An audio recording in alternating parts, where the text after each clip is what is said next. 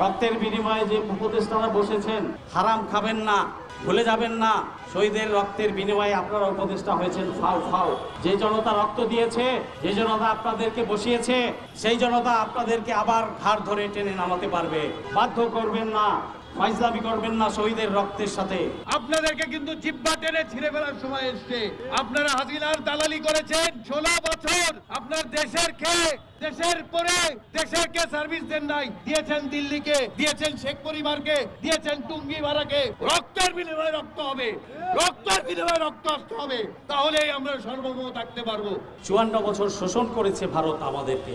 আমরা পাকিস্তান থেকে মুক্ত হয়ে দিল্লির দাসত্ব বা দিল্লির পেটের মধ্যে ঢুকতে চাইনি।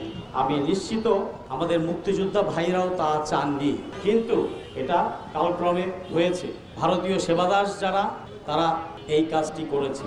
দেশকে ধীরে সুস্থে সময়ের বিবর্তনে ভারতের হাতে তুলে দিয়েছে।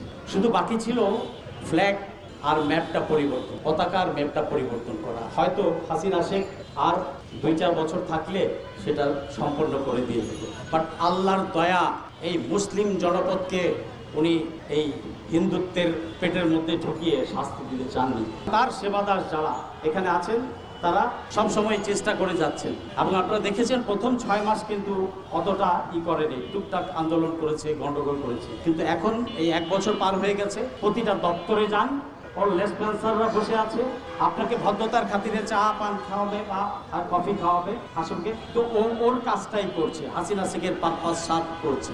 রক্তের বিনিময়ে যে উপদেষ্টারা বসেছেন, হারাম খাবেন না, ভুলে যাবেন না শহীদের রক্তের বিনিময়ে আপনারা উপদেষ্টা হয়েছেন ফাও ফাও। যে জনতা রক্ত দিয়েছে, যে জনতা আপনাদেরকে বসিয়েছে, সেই জনতা আপনাদেরকে আবার ঘাড় ধরে টেনে নামাতে পারবে। বাধ্য করবেন না, ফাইজলামি করবেন না শহীদের রক্তের সাথে। বিচারের জন্য কেন ঘুরতে হয়, বিচারের হত্যার আসামিকে কেন জামিন দেওয়া হয়, কারা এর সাথে জড়িত, এদিকে ল্যাংটা করে ছাড়তে হবে। দৌড় সালাউদ্দিনকে দৌড় দিয়েছিল না যাত্রাবাড়িতে আজ থেকে 15-16 বছর আগে, ঠিক ওই রকম এই হারাম খোরদেরকে বস্ত্রহরণ পালা করে রাস্তায় দৌড়াতে দৌড়াতে গাজীপুর পর্যন্ত পৌঁছায় দিতে হবে। আপনারা স্বাধীনতার কথা বলে সুরসুর করে সার্বভৌমত্ব খেয়ে দেওয়ার চিন্তা করবেন, আর দিল্লির দাসত্ব করবেন, সেই সুযোগ নাই। সামরিক বেসামরিক আমলারা যারা সার্বভৌমত্বের বিপক্ষে ছিলেন, তাদেরকে পালিয়ে ধরে জিব্বা বের করে বের ফেলতে হবে। আপনারা দিনে দিনে সংগঠিত হয়ে জুলাইয়ের যোদ্ধাদেরকে আক্রমণ করছেন, আমরা দেখতে পাচ্ছি। আপনারা সাবধান হয়ে যান, আপনাদেরকে কিন্তু জিব্বা টেনে ছিঁড়ে ফেলার সময় এসছে। আপনারা হাসিনার দালালি করেছেন 16 বছর, আপনার দেশের খেয়ে দেশের পরে দেশেরকে সার্ভিস দেন নাই, দিয়েছেন দিল্লিকে, দিয়েছেন শেখ পরিবারকে, দিয়েছেন টুঙ্গি ভাড়াকে। সেই দিন শেষ, মনে রাখবেন। ভালোই ভালোই নিজেরা ওয়াকফ দেন, ভালোই ভালোই। আর এই সরকার, আপনারা এইভাবে এই অদক্ষতার সাথে এমন ভাবে কিছু করবেন না যাতে জুলাই সেই জাগ্রত নষ্ট হয়ে যায়। আপনারা তারে নারে করে সময় পার করছেন, জুলাইয়ের চেতনায় সেই সার্বভৌমত্বের বিরোধী শক্তিকে চেপে ধরতে পারছেন না।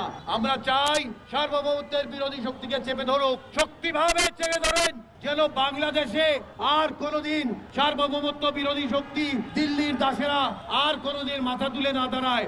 আমাদের একটাই কথা, জুলাই জাগরণকে ধারণ করুন, সমৃদ্ধ বাংলাদেশ করুন। বাংলাদেশিরা মাথা উঁচু করে দাঁড়াতে চায়। কোনো ধরনের নমনীয়তা, সুশীলতার কোনো সুযোগ নাই।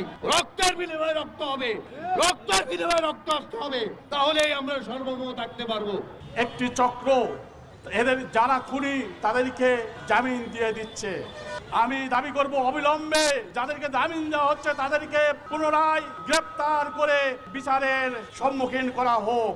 বিচার ব্যবস্থা সংস্কার করে সারা বাংলাদেশের জেলা উপজেলায় স্পেশাল কোর্ট তৈরি করে এই আওয়ামী দুষ্কৃতিকারী তাদের দোষরদের বিচার করা হোক।